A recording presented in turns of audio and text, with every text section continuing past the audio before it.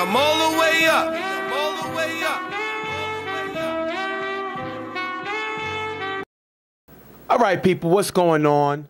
We want to thank y'all for being here with us on our first episode, Real Tough Talk, BQFL.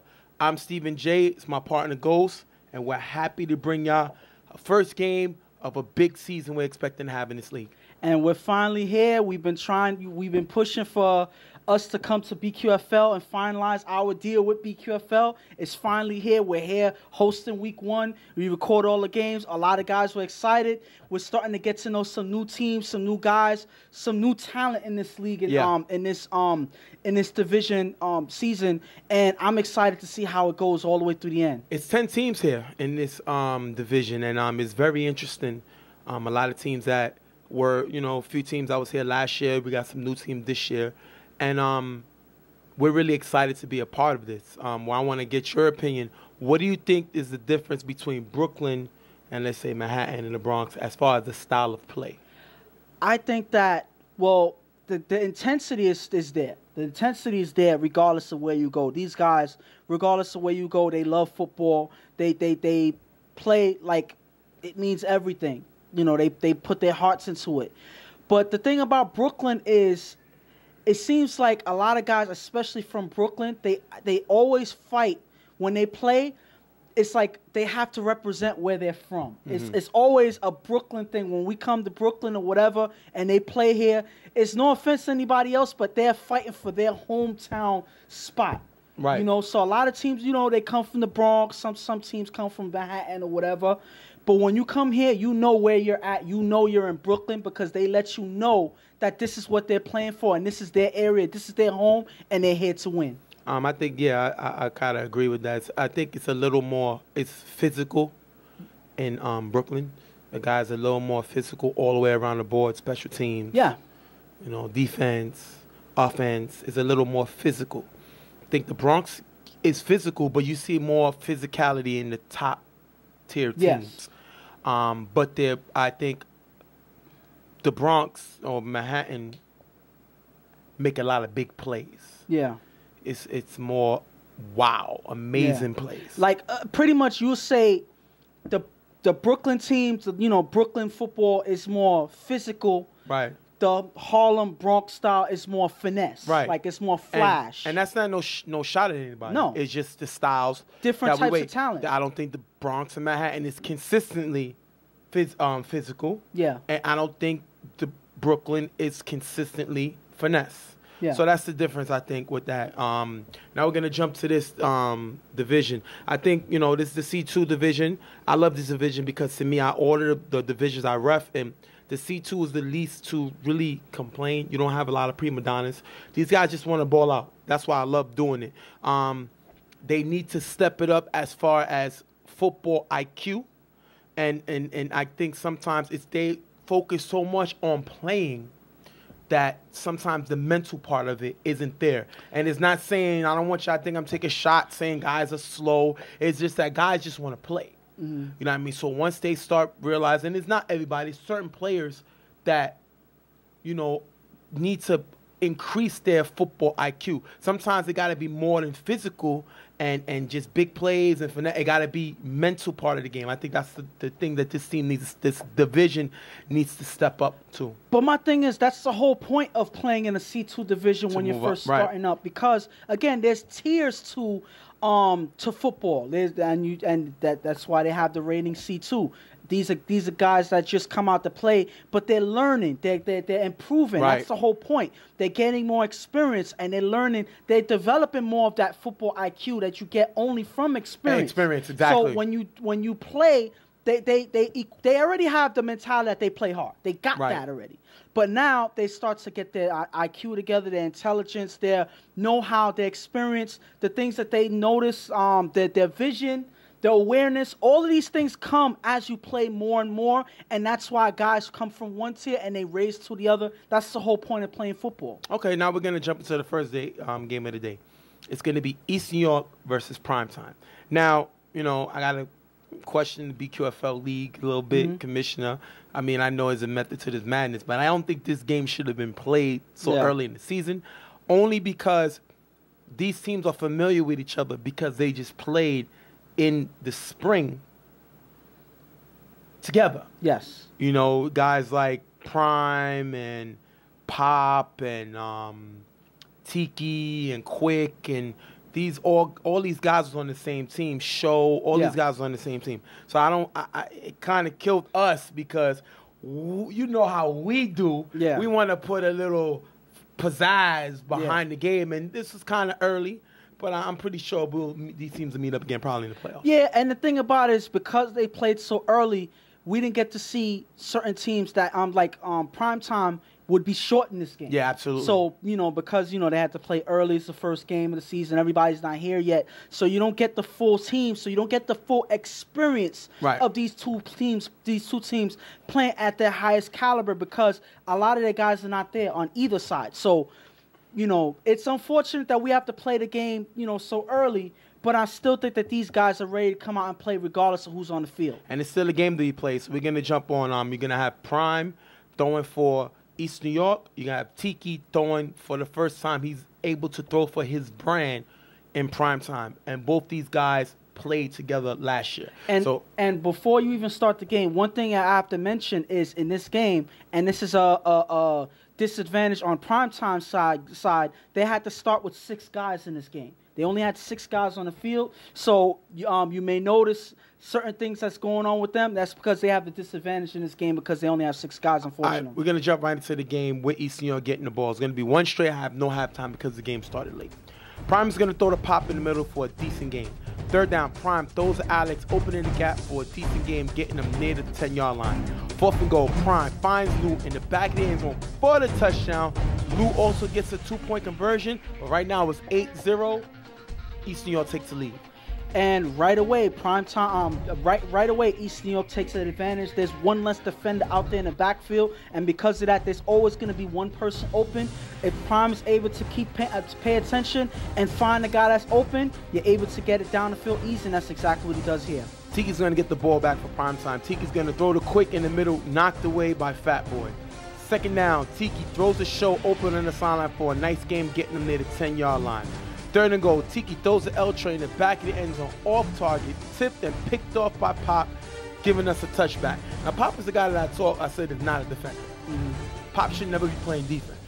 But this is nice to see him make plays. East New York didn't have their full squad either, but they have who's there. And Pop is able to get a tip and get an interception with it. That's a great play, but Tiki has to be more accurate with these throws. He's not a big arm guy, but he's known for his accuracy, and this was a bad pass. And the thing about it is you've seen mishaps like this in the championship game where he threw that big interception in against the unit. Yep. He made a mistake. You hear him in his voice as soon as he lets the ball go. He made that same mistake in this game on this very pass here, and that's what led to this interception. Prime throws deep to Pop, wide open downfield. That one is going to be dropped. 3rd down, Prime throws a short pass to Ra in the gap, who runs for a decent gain and a big first down. I like Ra. He's a guy that got to be more involved in the offense. Come to him, makes a big first down. Ra is a person who's fast and can get lost in coverage. As soon as he gets open in the gaps, Prime hits him here, and that's some decent yardage there. Ra blocks the giver. Prime's going to run with blockers all the way to the end zone for the touchdown. Fat Boy gets a 2-point conversion, 16-0. Now you're going to hear Tiki arguing because he says he never attempted to avoid the block. Now, the BQFL rule states if the offense is attempting to hit the giver and the giver avoids the block, that is going to be a hit of the middle and they can proceed with the run. Did Tiki try to avoid the block? It's hard to say because, again, the way he moved, he didn't really move that far, and Bra was still able to make contact for the block. So he did make the contact. So he did make the contact, and the thing is, Tiki was arguing that Prime crossed the line of scrimmage before the block was made. But if you look here, Prime did not cross the line of scrimmage before the block is made, so there is no harm, no foul. That is a clean block by Ra, and that is a good run by Prime for the touchdown. And that is a great call by the official. I believe that was Frank. Yes. Didn't throw a flag. He said that they hit the middle, and he also said that Prime was behind the line before, as they hit the middle, and he was able to run with the contact. You saw Tiki arguing and going crazy, but a lot of times we get on the officials, but let's give the officials credit. The official was right on this one. 16-0. Eastern York takes the lead. And the thing about it is a lot of guys, when they argue calls like that, they often argue that the quarterback is running before the block is made. But the quarterback can scramble. As long as he doesn't pass the line of scrimmage, they can scramble. They can move as any way that they want. Just because they're making any motions doesn't mean that they're running. You have to wait till they pass the scrimmage before you say anything. Tiki jumped the gun there, and because of that, that was an easy run for the touchdown. Second down on 5 rush. Tiki throws to Shaw in the gap, broken up by Alex, incomplete. Third down, Tiki throws short to a Bo, who dodges one tag, runs for a decent gain, and the first down. Now, Bo's known for being a defensive guy. Yeah. But look at this little move right here. I don't think he had a double move. Yeah. He had one in him, and I think he used his one early. Next down, Tiki throws deep to L Train, who has a step-on pop on the sideline, caught in the back of the end zone for the touchdown. 16-6. If you look here, Pop stopped running, watch Tiki, and gets beat.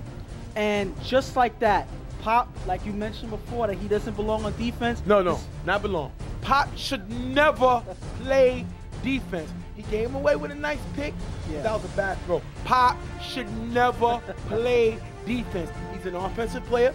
He's an old school offensive player, and he's a player that makes his money catching the football. But he should never play defense. Now, I'm not even going to make that criticism. I'm going to criticize what happened on this play, because the evidence is right there on this play right here. He sits here on the sideline. What happens is he's watching Tiki. Tiki's making moves. He doesn't necessarily pump fake, but every step that he makes, Pop is following him, and because of that, he hesitates. By the time he notices, L Train is running all the way down the sideline, wide open for the touchdown. And before we get back, Tiki runs like a statue. Yeah. So is Pop worried about Tiki running? I don't think it was the run. Backwards? Listen, it's not the run. Listen, it's not the run. He was but worried about... he's so anticipated on the pass. Stop. He's thinking that he's passing the ball. Stop. Let's get to the next one. Pop should never play defense. That's all I'm saying. Now we're gonna jump back into it. Prime throws a Birdman wide open in the gap for a big gain and a first down. If you look here, Quick is guarding 2. Now the only other person that should not play Pop defense other than Pop is Quick. Quick should never play defense. He's not a defender. He's a good red zone guy. He's an underrated red zone guy. But he should never play. He should never play defense. Don't get caught up on, you know how you hear, usually you hear Tiny is really a big guy, or you hear Shorty is really a tall guy. Quick is the same thing. They don't call him Quick because he's quick. So don't get that mistaken. Come on. Big first down. Listen. Big first down by Birdman. 3rd and goal. Prime finds Birdman back in the end zone for the touchdown. 22-6. Eastern York takes a lead, a bigger lead, and I like the fact that Birdman is known as a quarterback. He's showing the ability to make plays, and if Prime is able to have a tight end like Birdman, the league is in trouble. Great play by him. But I'm going to say this. You know how we have that football rule that you play whoever's in front of you? Correct. But right now, Prime Time is short one defender. And that is why Quick is out there guarding 2 guys that both of them are faster than him. So I can't necessarily kill him for being out there when they have no other choice besides to play, because they don't have enough guys out there. But again, this is the struggles that you have to go through when your team is short. You're going to always have somebody open, and on that touchdown, Birdman wide open for that touchdown. There's but so much you can do. The score is reflected on who's on the field. On the kickoff, Quick with a decent game, runs to the 45-yard line. Quick with some moves. I didn't say he got speed, but he has some moves. So would that earn him the name Quick? No, listen. We can dance. You know, our kind, you know, our people, we can dance. So all he do is look here like he's doing it, but he play some bachata music for him real quick. You see that? That's what it's all about, Ghost. He can make the moves. And if you recall, this is not defense. He's on the offensive side of the ball. I said he can make plays offensively. And he does here with the nice cha-cha-cha. And your Spanish is bachata, not machata. I don't know what bachata is. One of those. After a short pass for the first down, Tiki on 3rd down throws a show in the gap for a nice gain, getting them near the 10-yard line. Eastern York leaves 2 people open on the right side, and I don't know what type of defense they're playing. They have more men than right now versus Prime Time, and they're still leaving guys open. And this is just lack of defense. I think that they're not taking this team seriously because they know they're short. But this is not something that should be happening with a team that only has 6 guys. So East New York has to step it up because this shouldn't even be a close game right now. Well, I guess they didn't hear you because 4th and goal. Tiki finds L Train in the back of the end zone for the touchdown. Show gets the 2-point conversion, 22-14. And before you say anything, I got to say this. Nothing against L Train, but he shouldn't be the one killing you on touchdowns right now. The fact that L Train, and again, no, I'm not saying anything against him, but L Train should not be the guy killing you, going downfield, wide open in the back of the end zone for a second touchdown of the day. Something is wrong with East New York's defense if you have L Train killing you on offense right now. I mean, listen, at the end of the day, he's catching the football. No, that's his job. I'm pretty sure we can count on our hands how many times L Train had 2 touchdowns in the game. But he's doing it here when his team is short, and you got to give Tiki credit being able to move the ball with the team being short. And like I said, one thing Tiki has is accuracy. Yeah. And he makes him right here, 22-14. Primetime goes onside. The throw is short, but Prime touches it and recovered by Show. Primetime ball. Now, wait for it. Let's look at where the ball is at. Why in the name of snow cones Name of snow cone. will Prime touch the ball? The name of snow cone. Now remember, we call Prime touch footballs J.R. Smith. So do me a favor, put it up there. He's smithing it. That's what we're going to call it for the rest of the year. When somebody does something like Bonehead like this, because Bonehead University is for Uptown, UFL. We don't want to get, you know, them the commission over there sue us and nothing like that, because, you know, that's when we cover them. Prime just smithed it. His team is up 22-14, and he pulled the J.R. Smith. He smithed it here. So we're going to call it the smithing or the J.R. smithing? He smithed it. Okay, so you just want to call it smith? Yeah, he smithed it. Okay, all right. We all know it's J.R. Smith. No, I get it. I get it. But you want to shorten, abbreviate, He smithed it. Listen, what do you think? Did he smith it? Did he have to be touchable? Listen, that was just a dumb move right there. Yeah. That's just all I got to say. Yeah. Now, primetime ball. Clock is running. Coming towards the end of the game. Remember, it's only 1 half. Tiki on first down throws the Show on the sideline, passes high. Show gets 1 hand on it, but it's incomplete. Second down, Tiki throws a lefty, cutting in the middle, incomplete. Third down, Tiki on 5 rush, throws the Show, cutting in the gap, almost picked off by Pop, incomplete. Prime time needs a first down. Last down, Tiki on 5 rush, throws the L Train, cutting in the gap, incomplete, ending the game. East New York with the win, 22-14. And the sad part about this is that the game was as close as it was. Yep. When primetime was short. Correct. So, if primetime had their full team, are we going to say that this team would have, this East New York team would have lost this game? Well, I mean, can we say that? Because just to answer your question, last season in the spring, Tiki was down versus the top defense in the league, and he came back. Yeah. So Tiki can score points. Their defense hurt them, but they were short. So you can't really hang your hat on this game.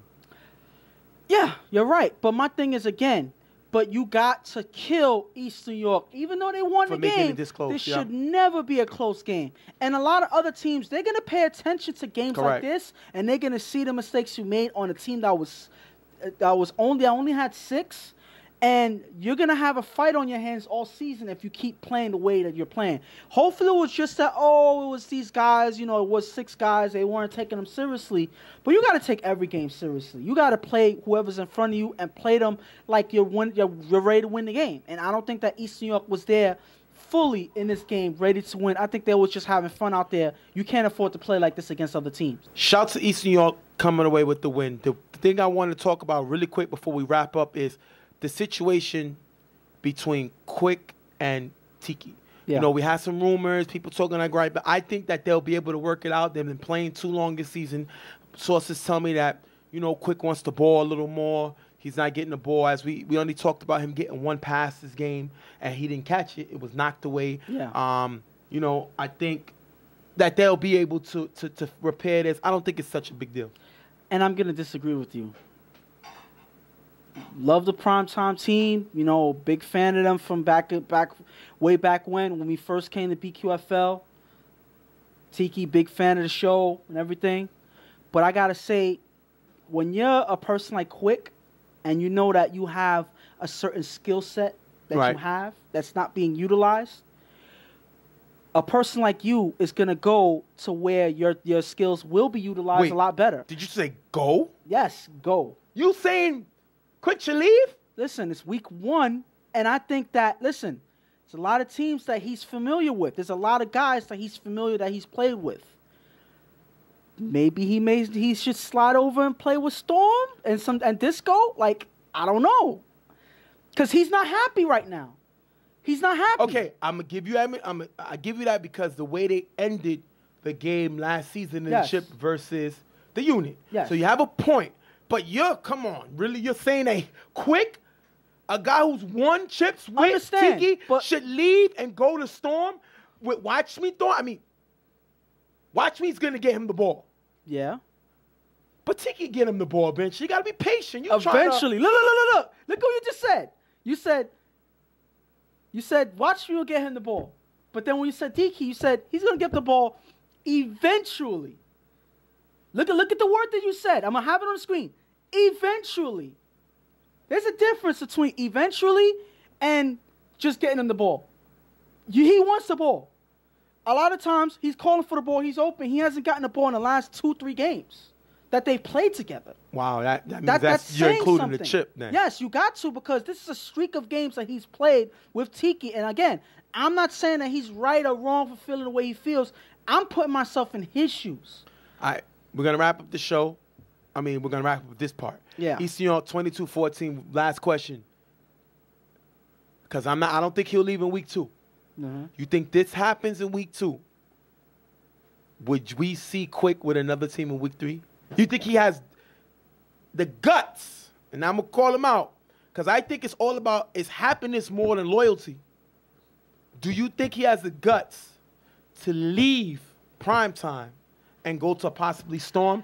If he's not happy, what do you say? What do you think? Okay. Give me a percentage real quick before we wrap it up. Like, I'm going to lean towards 50-50. Don't say 50-50. No. I'm going to lean more towards like a 59%. Like more in the early 60s, because again, I think that he's contemplating it, but this is something that's unprecedented, that people just leave teams going back and forth. You know, we talk about that in other leagues or whatever, but a C2 league or whatever, C2 division, that's something that's more unprecedented. Like guys don't really do that too often. Right. So to do that, that's a big step, to just leave your team and go somewhere else.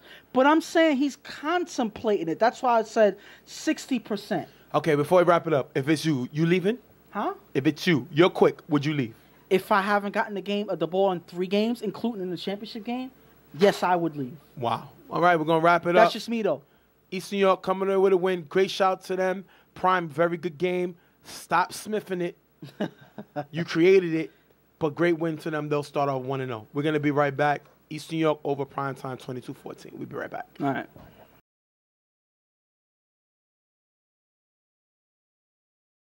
Next game up, we're going to have Pharaohs versus the new team,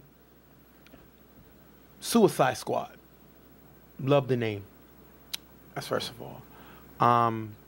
Suicide Squad, the guys running the team, Hecko. A lot of people know him from UTF. Yeah. He's playing, but he's not throwing because he has to move up. So he has one of his free safeties now coming to throw, Jody. And Jody's going to go against Beaver from the Pharaohs. Well, as a new quarterback coming up, this is his debut to show that he's able to take over the helm as quarterback for this team. As you said, that Hecko has to move up in the division, so he can't play in the C2 as a quarterback.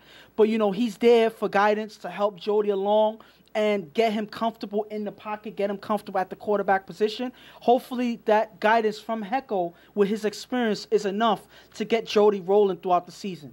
And the Pharaohs is a team that's played. They've been here. Beaver's a pretty good quarterback.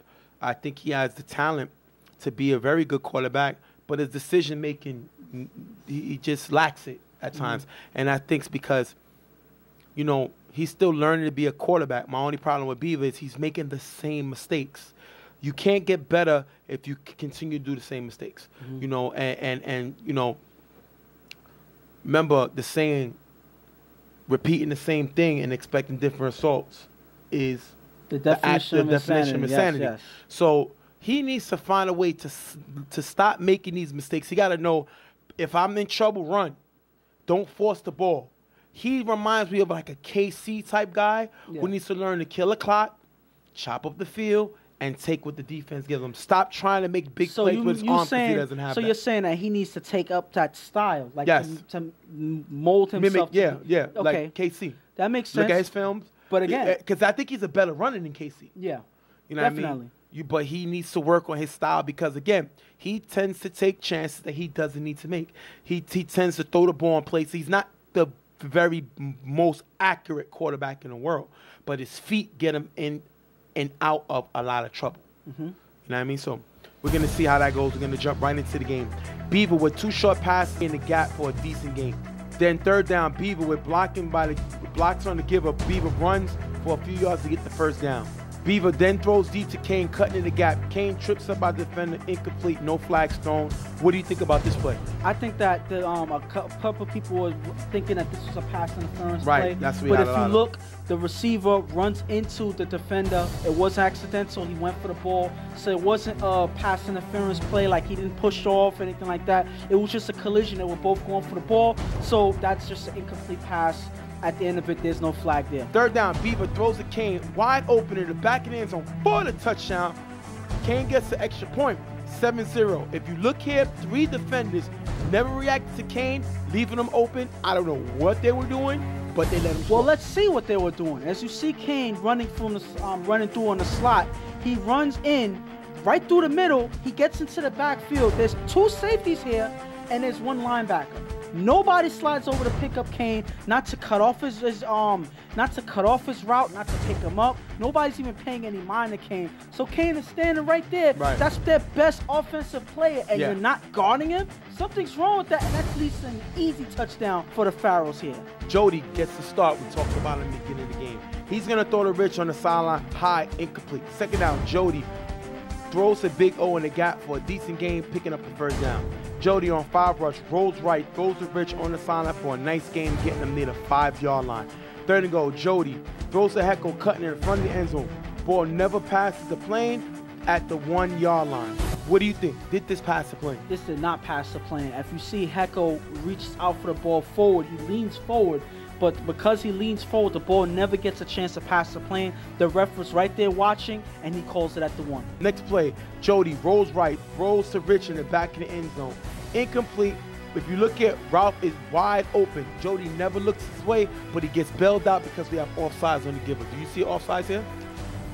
I see offsides, yes. There was offsides on the giver, but that's not even the worst part of this play. The worst part of this play is, if you see here, Ralph is wide open on the other side in the front of the end zone. But Jody does not look at that side at all. He doesn't look at that side. He sees a free play. He goes right to that to the right side. If he turns around, this is a touchdown. Ralph is standing right there by himself. He misses that opportunity, and he misses the opportunity, and now they have to try again the next play. 4th and goal. Jody throws a heckle in the corner of the end zone. Incomplete. Turnover on downs. If you look here, Rich was open in the back of the end zone. And that's unfortunate. It seems like Jody is not spanning the full field and not noticing guys that's open. He missed Ralph here in a free play, and now he misses Rich in the back of the end zone. He forces this pass to Hecko. Hecko even knows that he's covered. He points out Rich knowing that he's open, but unfortunately Jody doesn't see him, and that leads to a turnover. Now, I'm not going to kill Jody. It's his first drive as a quarterback. But you can't get all the way to the 1-yard line and have 2 plays and not score. Not going to happen. He had a free play, had a receiver wide open, didn't see him. Next play, had a receiver wide open, didn't find him. That's not lack of, I wouldn't say that's lack of experience. That's you favoring one side. You gotta scan the field as a quarterback. That comes naturally, especially him being a free safety who has to scan the field when he's on defense. He should be able to scan the field. On offense, this hurts them. Beaver gets the ball back. Beaver with 2 passes in the gap for a decent game. Third down, Beaver throws a Kane, cutting in the gap. Chino gets a hand and an incomplete. Pharaohs have to punt. That is a great defensive stand by Suicide Squad, shutting Beaver's attack down, making them have to punt. and they lock up on defense right away. Even though they weren't able to score on their drive, they lock up. They don't give Bieber barely an inch to move down the field, and because of that, they get the ball back early because they force them to punt. Jody throws a big O in the middle, off target, incomplete. Second down, Jody throws deep to Mike, guarded by Bieber, knocked away, incomplete. Suicide Squad have to punt. This is not a good throw. Mike is guarded by Bieber, and Jody takes a shot anyway. Now we see here, Jody has a big arm, not very accurate. That's not a good throw. And it seems like he's not getting anything going in these last 2 drives. The last couple drives, the first drives, he couldn't find anybody. He wasn't finding the open receiver in here. He just doesn't make an accurate throw, even though the person's covered. I think that if he would have made a more accurate throw, this probably would have made something happen. But because he was inaccurate, that leads to them having a punt. Bieber throws a Notorious on the sideline for a few yards. Third down, Bieber throws a Notorious again in the middle for a decent gain, picking up the first down. Bieber on second down throws short to Kane in the gap and runs for a decent gain. Last play before half, Bieber's going to throw it up. It's going to be out of bounds, incomplete, taking us into half, 7-0 Pharaohs. And I think on both sides, this is a slow offensive game. Both teams really struggling to make something happen on the offensive end. What is the score right now? Just repeat it for me. 7-zip. 7-zip. So one team got something happen early, but other than that, it's been just both teams struggling on offense. I'm not going to necessarily say that it's because it's good defense. I just think that both offenses have been struggling, especially Jody. I don't think that this is, that he's able to click yet on the first couple of drives in this game. Hopefully he gets things together in the second drive. I think that the second half, I think that Hecko needs to sit down and talk to him and get him, into a certain rhythm, because he doesn't have it right now in the first half. If he doesn't get it, I think that they're on their way to losing this game. And this is what's wrong with Bieber. He throws his first drive, he scores a touchdown. Next 2, he can't score. He punts on the drive, and the last one he wasn't able to score.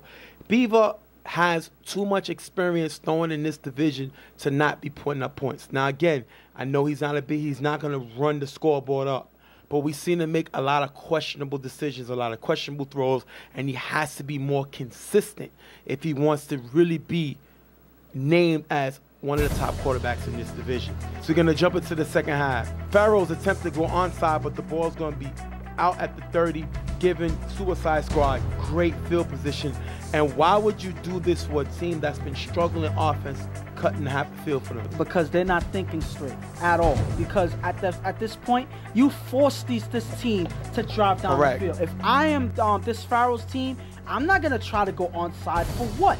This team is struggling. Throw it all the way down to like the 10 and force them to drive, because if he can't, that puts your offense back on the field that much easier. Why risk it by trying to go onside, and it didn't even work out for you in the end? Jody gonna throw the Hecko in the gap, runs for a nice gain, getting him near the 5-yard line.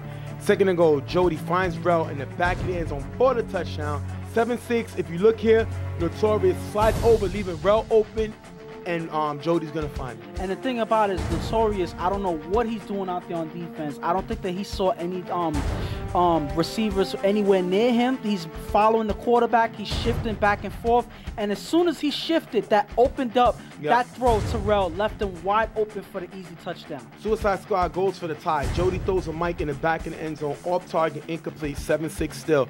And Jody struggles with his accuracy.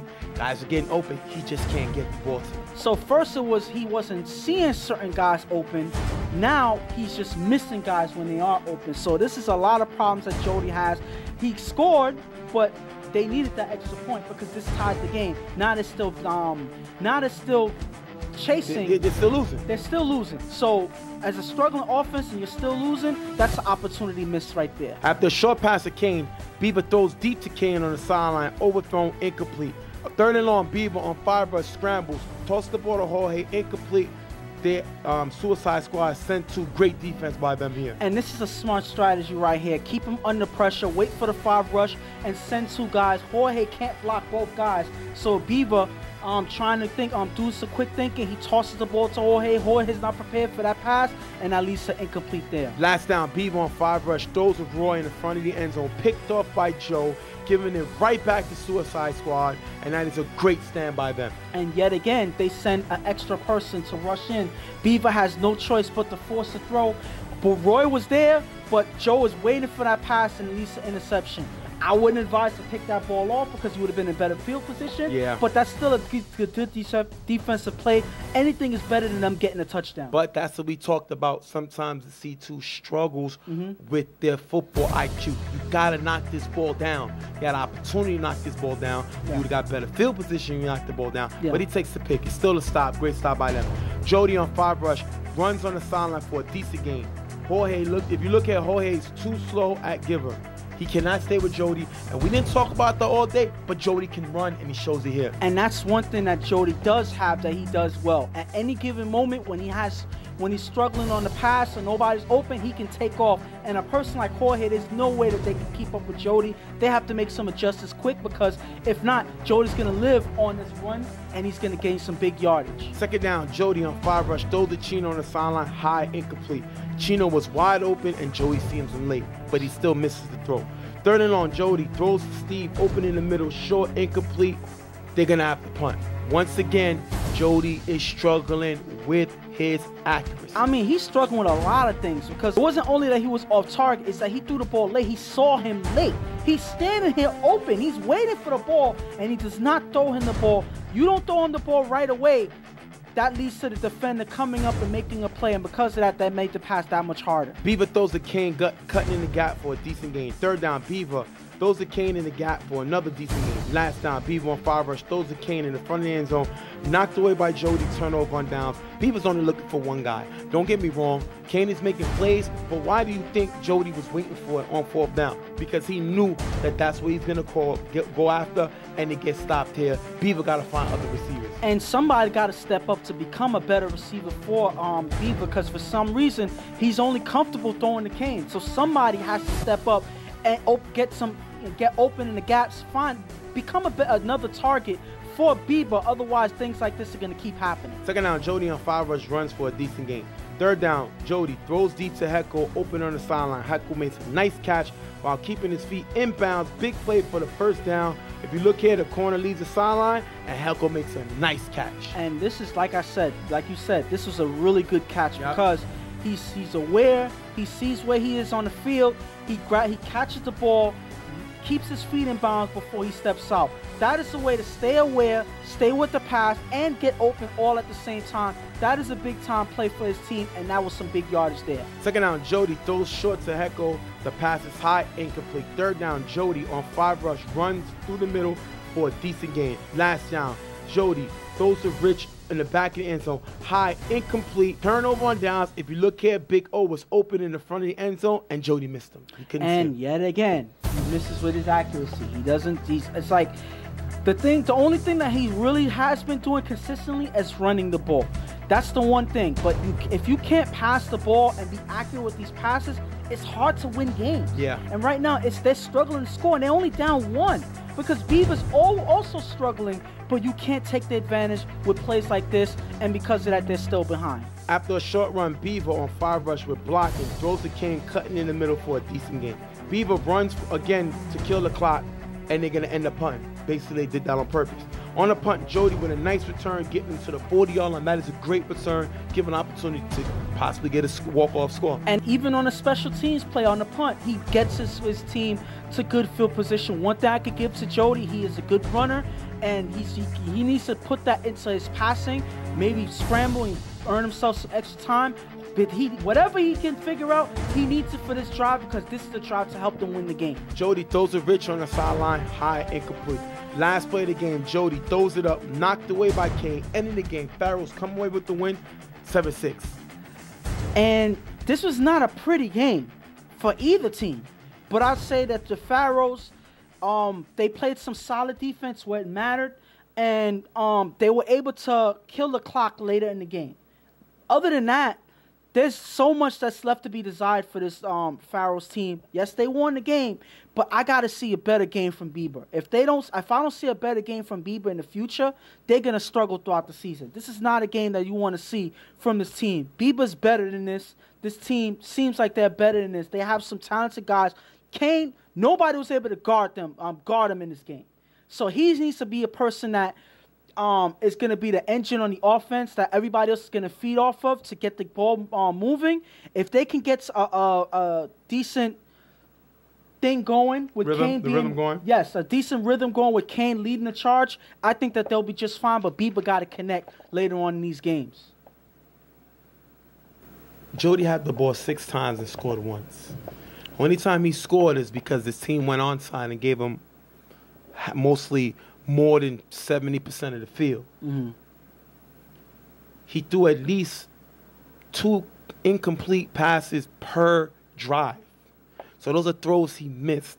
And when I went through the numbers, he completed less than 50% of his passes. You're not winning that in touch football. You can't complete less than 50% of your passes. You should be completing in the 70s in touch football, 60s minimum. He completed less than 50%. Half the time, all you heard was incomplete, missed throw.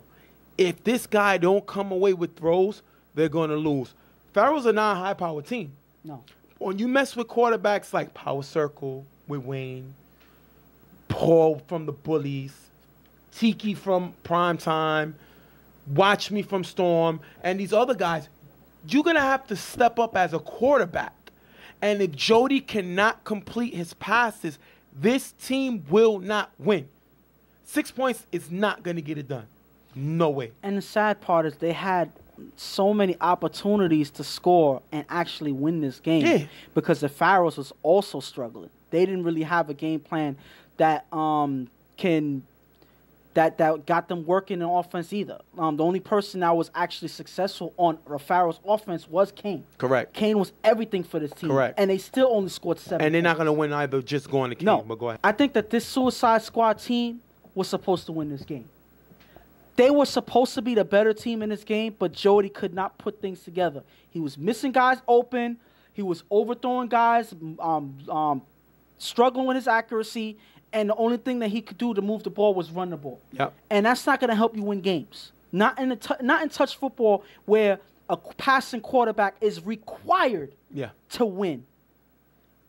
They're not going to move forward any further than they are in this game. They're going to struggle if they keep up like this. All right, we're going to wrap this one up. Pharaohs come away with the win, 7-6 over Suicide Squad. We'll be right back.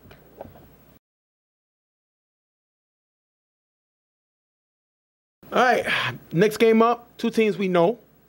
Power Circle versus Bullies. I like Bullies. Bullies can stretch the field. Paul has one of the best arms in this league as far as downfield. The dude can throw. Mm-hmm. He doesn't make the best decisions. He likes to throw to his brother. His brother's not here. But the guy can stretch the field. On the other side, Wayne he's the only running quarterback that's not fast but gets yards with his feet. Does that make sense to you? The only quarterback that is not fast, not really fast, but can get yards with his feet and can make some throws, got some accuracy, but then he can make some big throws. Mm-hmm. So this is a good game. You know, it's going to be a good game. Two different style quarterbacks, and 2 very good teams, 2 veteran teams of the BQFL. Right. Unfortunately for this week one, in the BQFL right now, a lot of teams came in short. So you're gonna see guys that you already saw playing early in the day, playing in this game. So when you see a familiar face, that's why. So I don't want anybody to be surprised and say, hey, they're jumping from one team to another. It's a little bootleg, basically. It is bootleg, now, but it's week 1. The stats will not count for them on other teams. So just the quarterback stats will count. If the quarterback throws a touchdown, because that's the quarterback's the quarterback team. gets a score. Yes. But you, as a receiver, will not get If you're stats. filling in, your guy, as we take down the stats, you get an asterisk on your name. So this shows that you don't belong there, so these stats, unfortunately, aren't going to count. Right. But, hey, you get to play the game anyway. And I'm pretty sure that the commissioner probably only going to let the guys rock maybe one more week. Yeah. Because it's early, probably by week 3. And don't quote me on this because he might shut it down in week 2. Yeah. But week 3, you will basically see all the guys locked in to their team. So it's hard to critique these teams when they their got full other team guys, isn't there. correct. So we'll do the best we can on this game, but we'll jump right into it. Second down, Paul throws deep to Chad in the middle, picked off by Canarsie, who runs it back to the 20-yard line. Power Circle gets the ball back.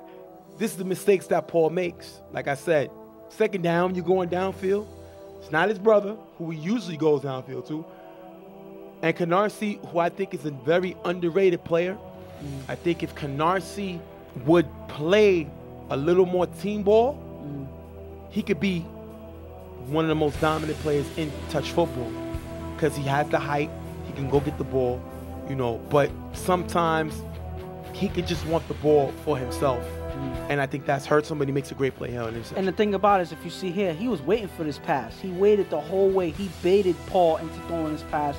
Paul thought that Chad was open. He was not open at all, and Canarsie made him pay for it with that interception and that good run back all the way to the 20-yard line.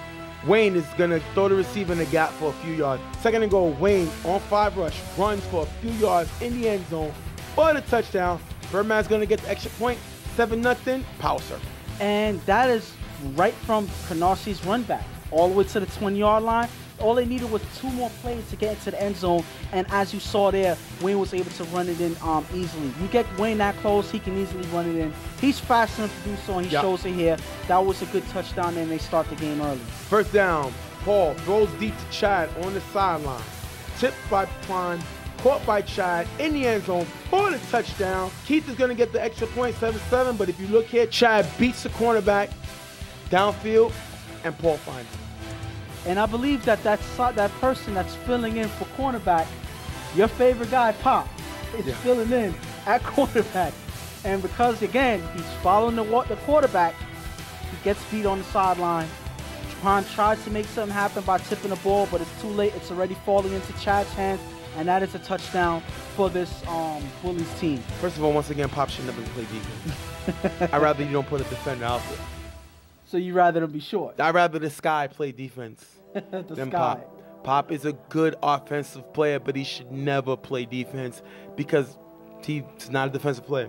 But Paul is having a Chad crush. He threw the Chad deep on second down. This one he throws him on first down. Now Prime gets a tip, and Chad makes a catch. But Chad must be Chad Ocho Cinco because Paul likes to find him downfield, and he does find him here. 7-7. Second down, Wayne throws deep to Kane, one-on-one with Chad, high, incomplete. Then Wayne throws short to Canarsie for a few yards, picking up the first down. Wayne throws to Kane on the sideline, who runs for a decent gain. Third down, Wayne throws deep to Beaver, who beats Reem in the middle, caught in the end zone for the touchdown. If you look here, Reem gets caught backpedaling, 13-7, power circle. And it seems like Reem did not expect Beaver to go jetting through the middle right there. By the time he's still backpedaling, he's strafing, following, watching the quarterback. By the time he sees Beaver cutting past him, there's no time to react. Beaver's open, and Wayne already threw the ball. Perfect throw to Beaver, right for the touchdown.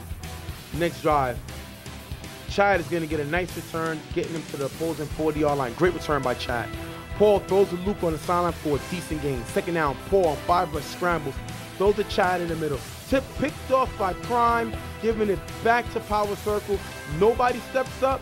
Prime gets Paul this time with the interception. And this is because he had nobody else to throw to. Nobody stepped up. Nobody gave him an easier target, so he had to go with something. Take a sack, maybe? Listen, again, awareness. That's what we talk about the C2. Right, here you go. A sack is better than a turnover.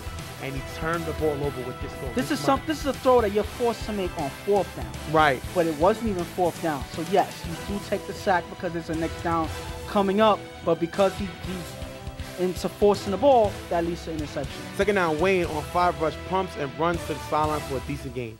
Third down, Wayne rolls right on 5 rush, throws the ball out of bounds. Wayne gets flagged for intentional ground and power circle has to punt. What do you think of the call? I think that this was clearly intentional ground. Let's just be honest.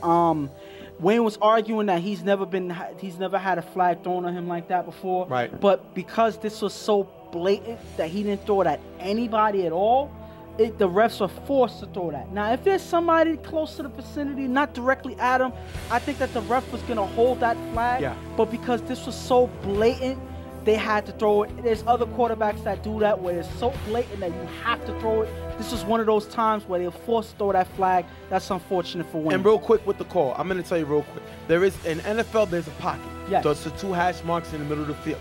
Touch football, they don't have a pocket. So there's a lot of times they don't call an intentional grounding because there's no pocket. So once the quarterback escapes, he can make a throw, whatever.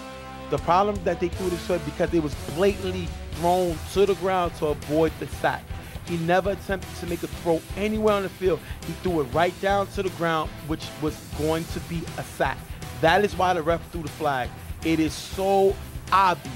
Yeah. That's why he got flagged. Even if you throw it at the receiver's area, like it falls near his feet or something, as long as he's in the vicinity. Just make an overhand throw somewhere. Something. Not obviously throwing it down to avoid a sack. But Wayne didn't like the call, but unfortunately it's the call. Right now we have 13-7 still. Power circle still up. Second down, Paul throws a ream in the sideline for a nice gain, getting him to the 45-yard line. Third down, on 5 rush, Paul dodges B right, runs to the 10-yard line for the first down. Paul is mobile, big quarterback, so a lot of people don't know that he's mobile, but he's mobile. Nice run here to pick up the first down. Paul throws deep to Chad in the gap, caught in the end zone for the touchdown. Keith gets the extra point, 14-13. If you look here, Canarsie misreads Chad's route, goes the other way, and Paul catches him for the touchdown. And that's what happens when you're backpedaling, you're strafing backwards, and you're not looking at where the receiver's at. By the time they get behind you, now you have to anticipate where they're going. Canarsie anticipated wrong by going the opposite way towards the right. Chad goes to the left. He's left wide open. We're starting to see who's the star of this Bullies team right now. Because Chad is doing everything for this team, and it shows in the scoreboard, and Chad is all over it right now. And this is my issue with Canarsie. When I said this is why he's not one of the most dominant players in the game. Because to me, he makes mistakes that he should not make. The guy is too talented. The guy is too skilled to allow this. You just read the quarterback the last play and got an interception. You let the receiver beat you on this one. He's too inconsistent. He has all the talent in the world to be one of the top players in this league. But he's not consistent, which is why he's not named as one of the top players in the league. 14-13 right now. Bullies take the lead back. Wayne throws to Canarsie on the sideline with blocking. Runs for a nice game, picking up the first down. I guess he heard what I said because he makes a big play here. Wayne throws a Birdman wide open on the sideline for a decent gain. Corner leaves to guard Canarsie, leaving him open. And that's the thing that Canarsie does. When Canarsie makes plays, you have to respect his downfield ability and you have to favor. That's what leaves Birdman open here. Next play, Wayne rolls right, finds Kane in the corner end zone for the touchdown, taking us into the half, 19-14. And look what happened. Wayne's ability to move. Remember, he just ran in a touchdown. So anytime he scrambles, the defense doesn't know what to do. He's in the finding Kane in the corner of the end zone for the touchdown. 19-14, power circle. And what I'm saying about power circle right now is, listen, I'm not taking nothing from Wayne. Wayne is throwing pretty good so far, 2 touchdowns. He could be doing a little bit better, but listen, he has his team with the lead, and he's taking advantage of his, the guys covering for the team. So, I can't knock him for that. But you see Beaver having a touchdown. Now you see Kane coming and having a touchdown. He's utilizing these guys pretty well, and it's helping him in this game. What can I say about that? First of all, I'm the Bullies. Wayne had the ball 4 times, scored 3. Too many. Now he's using borrowed players. Yeah. But they're still players. Yeah. That's one. We're good with Paul stretching the field. Paul may throw it into once or twice, but his big play ability is worth the risk of him turning the ball over. So we're okay. We know he's going to throw 1 to 2 interceptions in a game, but we know he's also going to get the ball downfield. Chad is the man. Let's find him. Make them slide because nobody can guard him right now, not even Canarsie. We're going to jump right into the second half. Third down, Wayne throws deep to Prime, wide open in the gap. Overthrown, incomplete. Last down, Wayne throws short to Prime, who hesitates and runs for a first down. Great play by Prime. This is what he can do when he plays receiver. He did this for East New York last season, and this is him making a great play here. Wayne on 5 rush dodges the giver and runs for a 10-yard gain. This is what Wayne can do with his feet. I told you, he doesn't seem fast, but he always finds a way to scramble. Good run by him here. Third down, Wayne throws to Canarsie in the gap for a decent gain. Last down, Wayne throws to La in front of the end zone. But with contact from Cassell, the pass is dropped, turnover on downs. La got to make this catch. He's a big body. He's a big target. He's there for this, and he cannot drop this. That's a big drop. but that's good defensive awareness by Cassell, knowing that the pass is going to him, and he gets some contact in to force that drop. Don't give me pass. that. He got to catch that. Listen. The point is, he got physical with him and made him fall. So again, it wasn't the hardest hit in the world, but sometimes contact is all you need to force that ball out. Paul throws to Chad, cutting in the gap for a decent gain. Second down, Paul on 5 rush, runs for a decent gain, getting him near the 50-yard line. After a short pass for first down, Paul throws deep to Keith in the back of the end zone, caught but forced out of bounds by Prime, incomplete pass. Paul on second down throws to Alex, cutting in the middle. Alex with a nice catch for a decent gain. Great catch by him. Paul finds him. And that was a one-handed catch by Alex. He just goes up and snags that ball. That was a big play for them because that keeps the drive going. That is a hard catch to make. Not too many people can do it. Alex has the awareness to reach out and grab that ball and keep the drive going. Third down on 5 rush, Paul rolls right, rolls to Remo in the back of the end zone for the touchdown. 20-19, they jump right back. He's able to get some yardage throughout the drive, and that big catch by Alex is one thing that kind of kept the drive going. You don't make that big catch, if that was incomplete pass, I don't see them scoring on this drive. That is a great way to keep things going. Third down at the 48-yard line. Wayne throws deep to Beaver in the middle, knocked away by Chad. Next play, Wayne with 2 short passes for a decent gain, getting them the first down. Third down, Wayne throws a Kane on the sideline for a decent gain.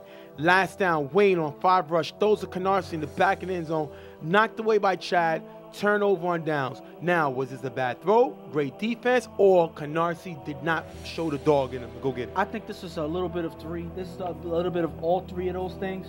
I think Canarsie expected the ball to come to him. I think that this was a good defensive play by Chad.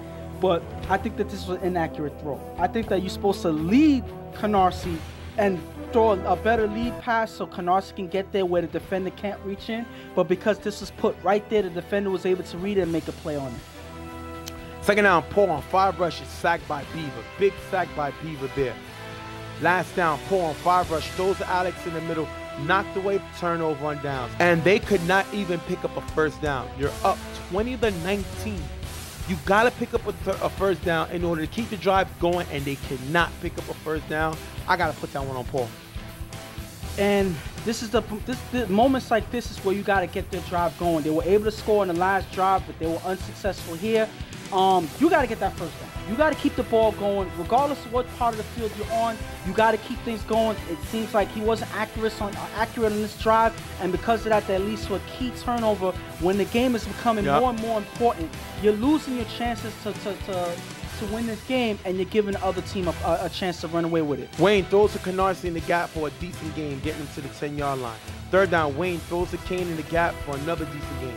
Fourth and goal, Wayne rolls left, finds Kane in the back of the end zone for the touchdown. Prime gets a 2-point conversion, 27-20. Power Circle takes the lead back. And I'm starting to think that Wayne is loving these ball players. Yeah. Because you see Kane, you saw Beaver coming in, but now Kane is taking over. Kane is on fire in this day right now. He did everything in that last game that he played in, and he comes in and is putting his skills to use in this game with Power Circle. That's his 2nd touchdown of the day. He's not looking to slow down anytime soon. And once again, Wayne rolls left. When Wayne is scrambling in the pocket, that is when he's most dangerous, and he finds Kane for the touchdown. Second down, Paul on 5 rush, throws a keep in the middle with contact for Canarsie. The pass incomplete. This is what Canarsie can do. He's physical. He's a go-getter, but he's not consistently like that. But this is the Canarsie I love to see, because this is the talent I'll be talking about. Great hit by him. And this is the energy that you didn't see from him all game. You're starting to see it now. I guess because it's crunch time, this is when the game is really important and on the line. Now you're seeing that fire in Canarsie. He goes in for that hit and shows why he's there, why his presence should be felt there. Third down, Paul on 5 rush, rolls left, throws the Chad in the gap for a decent gain. Last down, Paul on 5 rush, throws the Chad in front of the end zone. Joe gets a hand in it, incomplete, ending the game. Power Circle comes away with the win, 27-20. And I'm going to say this. The way that the play was described, I got to put this on Chad. This was a ball that was thrown right in Chad's hands. Yes, the defender gets his hands in it, but this is already touching your hands. You got to snag that ball and hold on for dear life. He did not do that. He even knows that. You see it in his reaction. He can't believe that he let go of that ball. And because of that one pass, you gave away the one opportunity your team had to win this game. Power Circle better get their team out here. Yes. Birdman made a big extra point. Beaver had a touchdown. Prime had an interception. Kane scored. Beaver had a sack. Kane got a touchdown. Prime got a 2-point conversion. None of these players are playing for for Power Circle. So when you have all these players doing that for you, you're in trouble. Because pretty much these borrowed players overshadowed your whole team. Exactly. So it's Other hard- than Canarsie, who made some plays during the game, they other guys overshadowed him. And Wayne. My thing is this, but you just mentioned Canarsie. Canarsie shouldn't be overshadowed by any of these guys. No. This is supposed to be his team. No, he had an interception, and that was it. This is supposed to be his team. And he is, in my opinion, just as talented, if not more talented, than a lot of these guys that's playing in this game. I think he needs to let his play impact the game more. Yeah. And just show what he can do and stop, look at me, look what I can do. Yeah. Everybody knows this guy is a star. He's not a superstar because he doesn't take games over consistently. You know what I mean? And that's not only just taking the game over with your talent, it's taking your game over with your mentals. It's keeping your quarterback in the game. Wayne is a very dangerous quarterback scrambling. We saw that. And we saw that more now than ever. So if this team can get their players, they should be okay. On the other side, I like the Bullies. As you can see, most of their drives that they scored, they stretched the field at least twice, once or twice. This team is dangerous going downfield. And they didn't have their main receiver. So this team is going to be trouble. But their defense has to step up because they gave up 27 points. Yeah. That's way too many points. Wayne killed them, especially in the scramble, especially when he moved in the pocket. You cannot allow that because you're going to be facing quarterbacks like Prime, a guy who can run. You're going to be facing a quarterback like Jody, a guy that can run. You're going to face quarterbacks that can move in the pocket. So you got to be able to shut down when they move or you're going to be in trouble. And let's not forget the guy that was playing with you in Bieber is also a quarterback that you may have to face him as well. So all of these guys are mobile quarterbacks. Correct. So if you can't, be prepared for a guy like Wayne, you're going to struggle against all these other quarterbacks. On that side with Wayne and Power Circle, yes, they had a lot of... Also, I'm sorry. Yes.